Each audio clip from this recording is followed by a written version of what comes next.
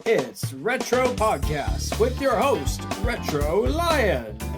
We talk music, entertainment, films, and more. And now, here he is, live, Retro Lion. Mr. Aikins, how are you doing? I'm doing great, Ben. How are you? Doing fantastic. Been swamped with illustrations. Oh, that's good. That's a good Oh problem to yes, have. yes. Been swamped with illustrations and also podcasting. You are actually the first guest for season 3 of Retro Podcast. Oh, that's I hope that's a good thing. It's fantastic. It's a good thing. I mean, you illustrated for Nickelodeon. You illustrated for Hasbro. Now, how did you become a freelance illustrator? That is something that I always set out to do, and that was kind of one of the my main goals after getting out of art school in was it 1995? So it's been a while now, and I had gotten my first job, big job out of art school, is working at a large newspaper down in Cincinnati. And I started freelancing and picking up jobs while I was working there. And then my second job out of school was at an illustration studio. And while I was working there, I was working evenings doing freelance and building up my freelance career. So it's something that started early on and kept going uh, since then. I left the day job world in terms of working for somebody.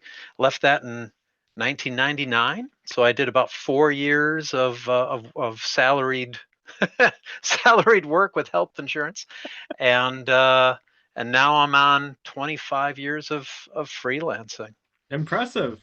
99 is actually when I was born. Ah, man. Yeah, yeah, I'm old. And so it has been 25 years of being stuck in a basement studio. So, Well, it's very uh, nice. I like everything you have set up.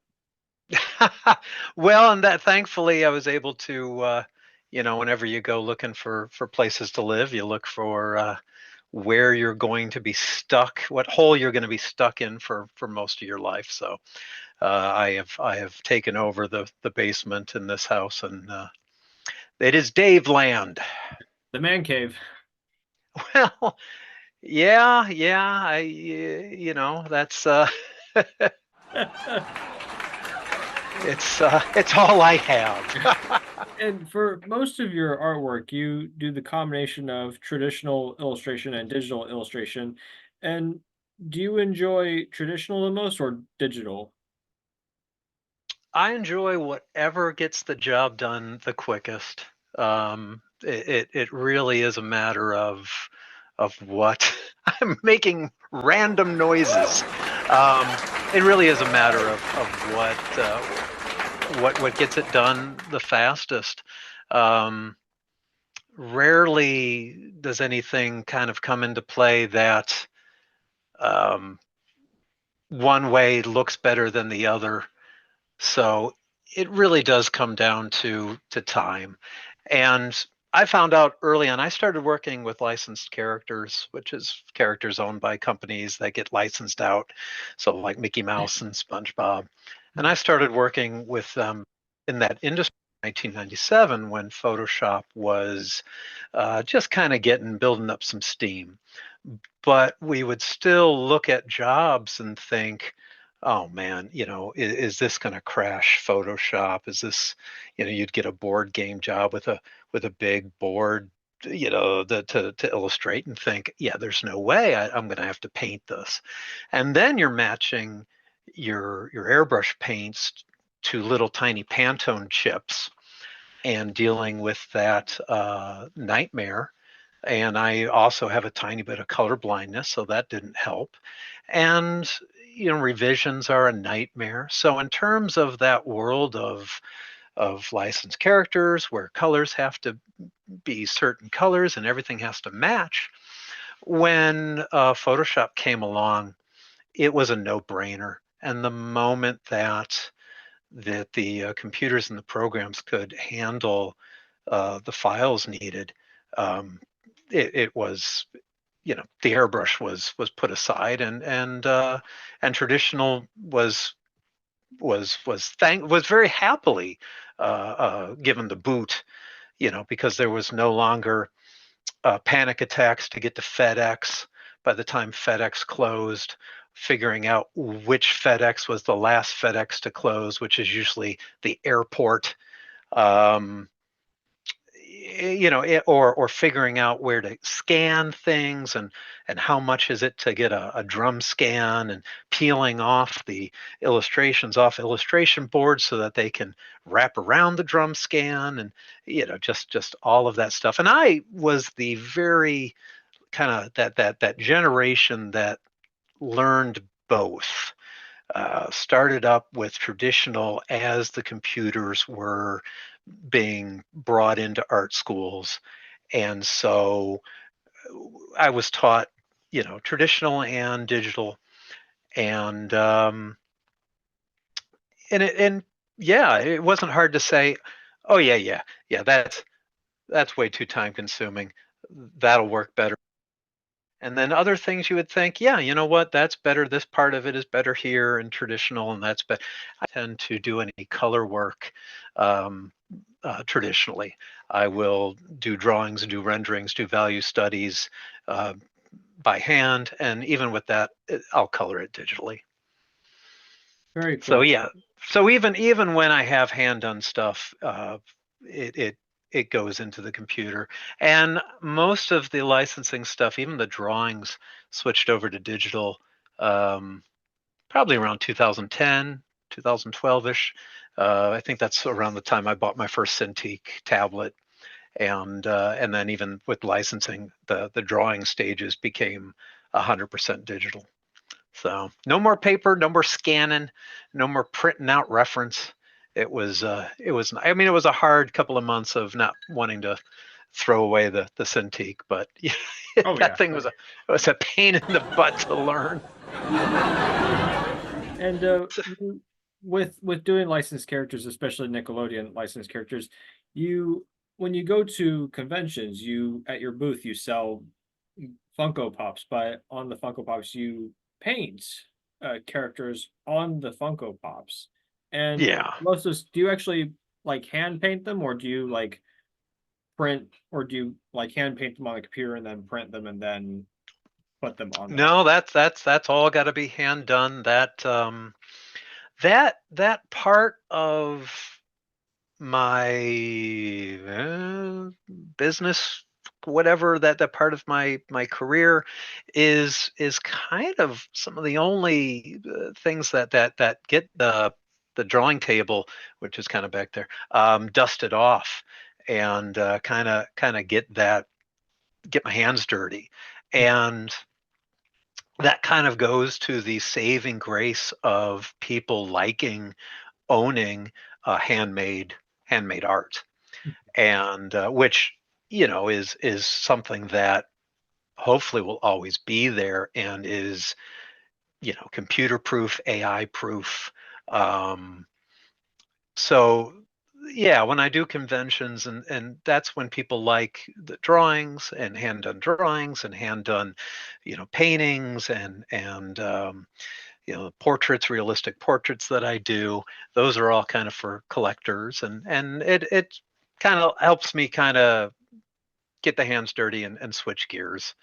Um, the Funko things are a pain in the butt, and I don't necessarily enjoy doing them, but friends of mine like them, and so I kind of every now and then I'll grit my teeth and spend a couple of days, because you kind of have to do them assembly line because of the way that the paints go. So it's you line up maybe 10, 20 SpongeBob pops, and yellow, yellow, yellow, yeah, and just spend a couple of days yelling because the paint pens are inconsistent, and the way that they take to the plastic is inconsistent, and you're trying to paint on a flattened box, and I mean it's just a royal pain in the butt.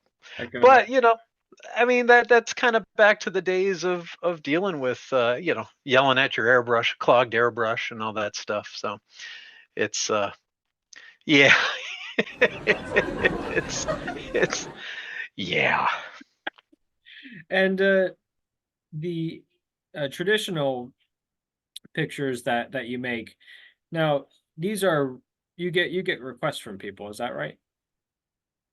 Yeah, there's a collector community that is nice enough to commission requests from me from time to time based on convention appearances, and then sometimes I will do whatever I want and try to find homes, sell them later. I like publishing, self-publishing collections.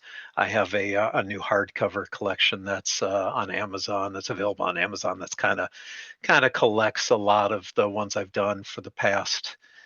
I think I started them maybe 7, 8 years ago of doing these kind of rendered realistic portraits of pop culture, TV, movie kind of characters, and they're done in Copic markers and Prismacolor pencils, and they're technique studies from photographs, but people like collecting them, which is nice, and it allows me a break from Paw Patrol and cartoon dogs. So many cartoon dogs. And I actually do have a request for a SpongeBob. Yeah, really. Okay. It's it's Bad Santa, Billy Bob Thornton's Bad Santa, but with SpongeBob. Can have Squidward as Willie and Patrick as Marcus, and I assume Mr. Krabs would be he would either be John Ritter or Bernie Mac's character. He'd either be that. And uh, and of course SpongeBob would be Thurman Merman. Oh man. Well, as long as it's yeah, stuff like that. The danger with combining Nickelodeon with things that are adult based is you either have to water it down or you don't do it, because obviously any sort of in jokes that go too far, even when I jokingly do, SpongeBob Punisher, he tends to have little cork guns, or even if it's like SpongeBob Wolverine, he's got Krabby Patties in the in his claws. But My favorite SpongeBob's one not. is my favorite one is the Blade Runner Oh SpongeBob. yeah, Yeah, Blade Runner Blade SpongeBob. Runner. I like doing SpongeBob. SpongeBob is probably my favorite. It's definitely my favorite for kind of convention sketches and things. And now I've started to do conventions with Tom Kenny, who is the voice of SpongeBob. So we get into even more trouble with that. Yeah, SpongeBob Legos. Yep, he just Sponge. It's 25 years of SpongeBob this year, Yes. which is just, well, I mean, it's 25 years of you. So there you go, 1999. Yeah. And speaking of Nickelodeon, something I want to talk to you about this year. Nickelodeon, well, not Nickelodeon. I'm sorry. There was a documentary that came out recently called Quiet on Set, which talked about a lot of dark things that happen on Nickelodeon with a lot of live action shows. Have you been aware of this documentary? Have you heard of this documentary or? I've heard of the documentary, but more importantly, I thought that all of that was common knowledge over the past. I mean, time has no meaning for me, so I thought that the guy and his behavior had been common knowledge for a long time. At least I don't know if 99 or 2019 or whatever, but he had been kind of given the boot from Nickelodeon, and all of these things were, to me at least, I had read up on it for years now. So yeah, it's not the documentary isn't something that I've been watching or something that I even have been unaware of. It's sadly just been a problem that unfortunately a lot of industries have with people that bad players, which is a shame. And there you go.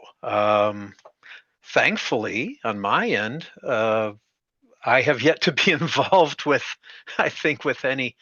I think the worst thing on any property I've been involved in have been like Dora voice actress lawsuits or whatever. Some of the Doras. I don't know if there's how many lawsuits there have been on some of the at least one of the Dora voice actors wasn't too pleased when she was given the boot. But again, I don't know.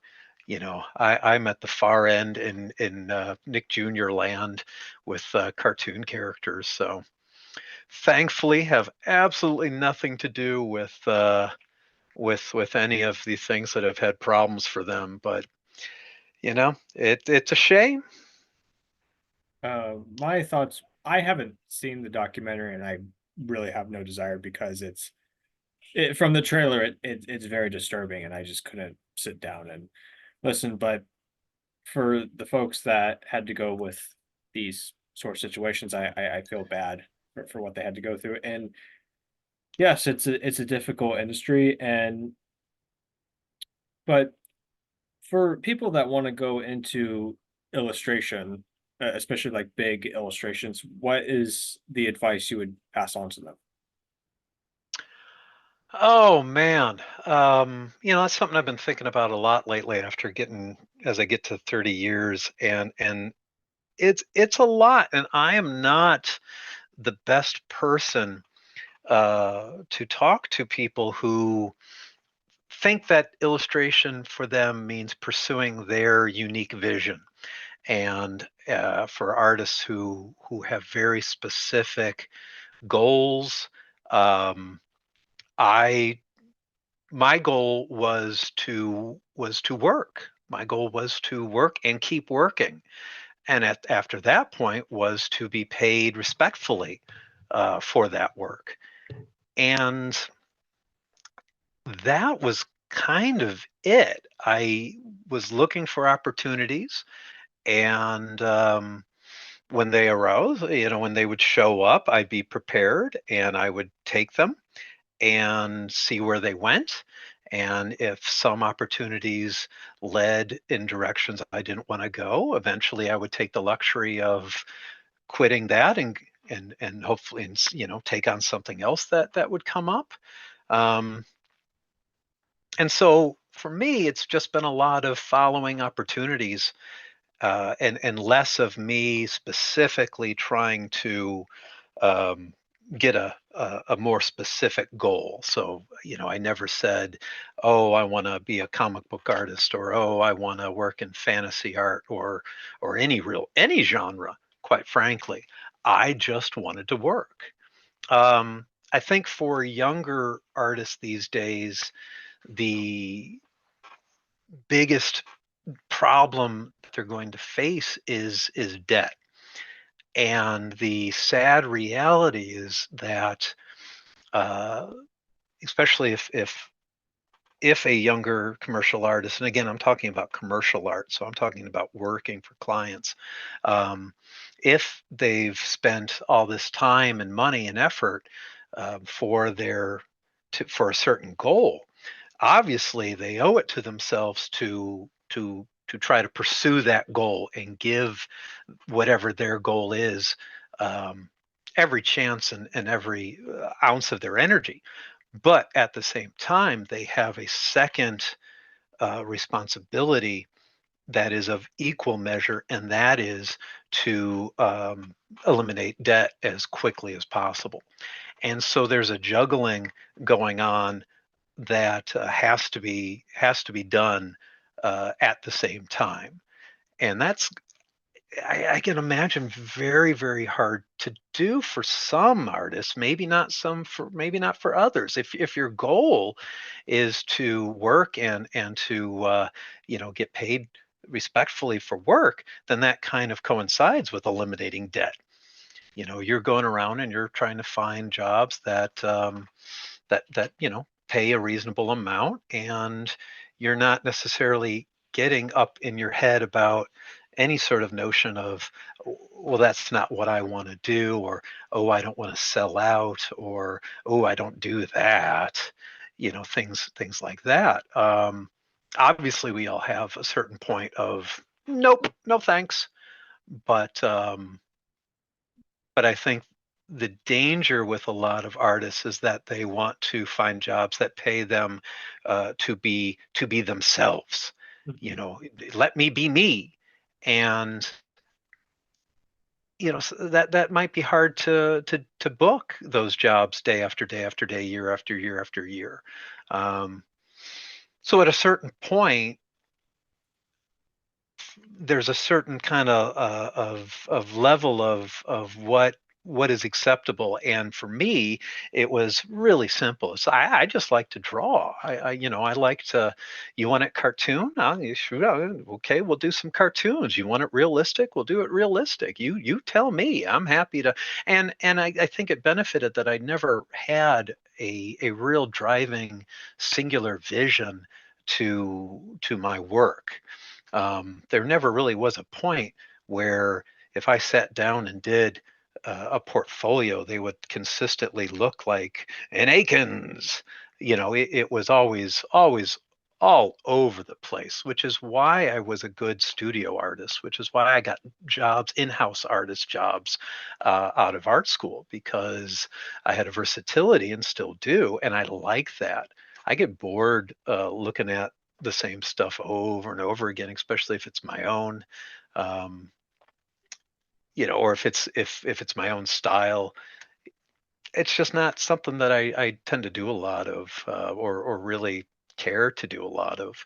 But that's different. That makes me weird. I think in a certain extent, there are a lot of artists that they do their thing, and if you want to hire them, you hire them for their thing, and which again is great, but it's not something that I know a lot about, and it's not something that I've been able to make a career out of. So yeah, it's I found more success in the licensing, and which is basically being a mimic, which is like a weird combination of being a cover band or being a studio musician.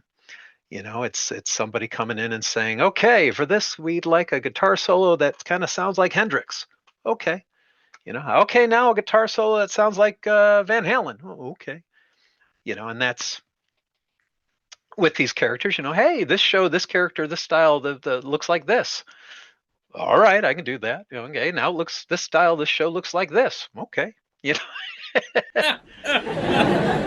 know, and they make you do tests usually, and you do sample pieces, and you kind of sit there and double check, that it's something that you even want to bother with or even can do, or comfortable doing. And I would say that 99.9% of the time I'm all in. I think recently I had one that showed up was actually the revamp of Dora, that when they sent it to me, I kind of looked at it and went, no, no, I'm good. I think I'll. But even that, I was like, oh, okay, I have to do this. And then you kind of take the challenge. Okay, let's see if you can do this. And then sadly, the person at Nickelodeon that I had worked for I think almost 20 years got let go, along with a big amount of Nickelodeon staff.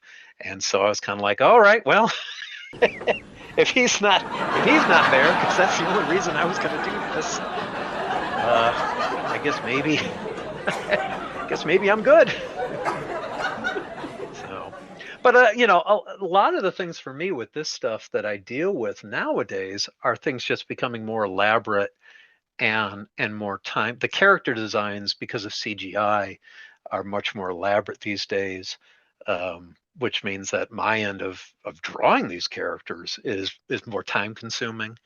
It just gets a little bit harder to figure out the efficiency aspect of this, which makes kind of like a weird demotion when sometimes you see these characters and think, yeah, no, no, I liked it better when it was SpongeBob and regular Dora, and these character designs were clean and simple.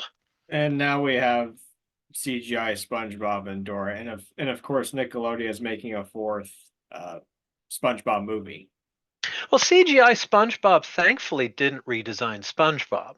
So when, in terms of like, they didn't suddenly give SpongeBob shoes with buckles, and they didn't suddenly give SpongeBob, all these extra unnecessary details.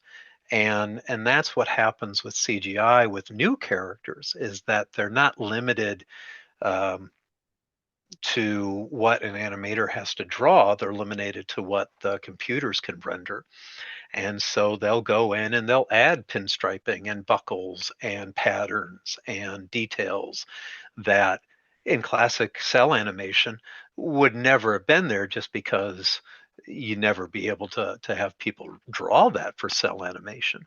And so thankfully, like with SpongeBob, when they went CGI with SpongeBob, my end of SpongeBob, he looked the same. We would do, the books, a lot of the books that I do are kind of drawn as if they're cell animation.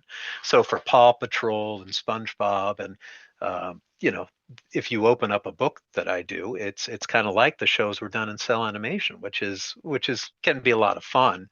Um, but but sadly, these characters are drawn or designed now um, for CGI, and they don't need to be concerned about details. And so when Dora gets redesigned, all of a sudden she's got uh, patterns on backpack and shoes with buckles and lines, and just all these extra little details that on my end, and it's not even it's not even a critique on whether or not it looks good. It's just more work. So you can't help for somebody, for my job to be kind of like in that position of thanks, thanks everyone. I pre, Ugh. But it does get down to like something with the Dora redesign. The question then kind of becomes, you had a gazillion-dollar property that I worked on for 18 years that was huge around the world, and it all was based around this character that was nice and simple. And so, you know, what does all this extra mean? What does all this extra? It didn't have any, this thing was gigantic without all of these bells and whistles. Mhm. Um, and then the second side of it is, does adding all of that kind of take away the charm of what made the original succeed in the first place? I don't know. And you know, with SpongeBob, I really liked the CGI SpongeBob. I worked on stuff for Camp Coral. I thought it was really neat looking. So I didn't really have any problem with that. I thought that it kept a lot of that it was fun. But at the same time, they didn't eliminate regular SpongeBob. So it wasn't like they said, nope, nope, this is all you get from now on. This is what we're going with on everything. So they would just kind of do the movie projects and things that have that CGI look to it. Um, but the show is still the show. Quite frankly, my favorite SpongeBob has been the stop animation specials they've done, Those are like good. the Christmas and the Halloween. Oh man, those things look great. I think those things are fan freaking tastic. Um, so yeah, yeah. It I think that character works well, and when they've done those different genres, I think those have been fun. It's yeah, it's been fun to be a part of. I don't know if I'll be doing more with him. It just, in the publishing world, SpongeBob pops up and then goes away, and then pops up and goes away, depending on what the publishers or Nickelodeon. Sometimes it's the publishers are happy to do projects, but Nickelodeon says, "Nah, we're good." They want the focus on newer things, or things that they are trying to push, or doing their big media pushes. If they've got something that's got toys, then they need books and the whole bed sheets. The whole kit and caboodle of merchandise. Oh, yes. Well, Mr. Aikins, thank you again for joining today's episode. It's great to see you again because the last time we saw each other it was at Columbus College of Art and Design. Oh man, yeah, that hey, you survived. Yeah, I did. And I graduated. Oh yeah, you got that piece of paper that you'll put somewhere and then forget about. It's framed, don't worry. Oh, I don't know where my. I have to say, the humor with mine was when they handed them out. They were the ugliest. They were just the ugliest diplomas I'd ever seen in my life. For an art school to have an ugly diploma was very very. I don't know. It was kind of on brand. It kind of, it was kind of like, yeah, yeah, this tracks. This is about right. It was like, yeah, we did it. We're out of here. What the heck does this thing? This thing looks terrible. I went to doesn't the school have a design department? What? Exactly. Oh, the degree's perfect in mine. Thanks for listening. Be sure to like and subscribe to our YouTube channel. Follow us on Spotify and follow us on Instagram. See you next week.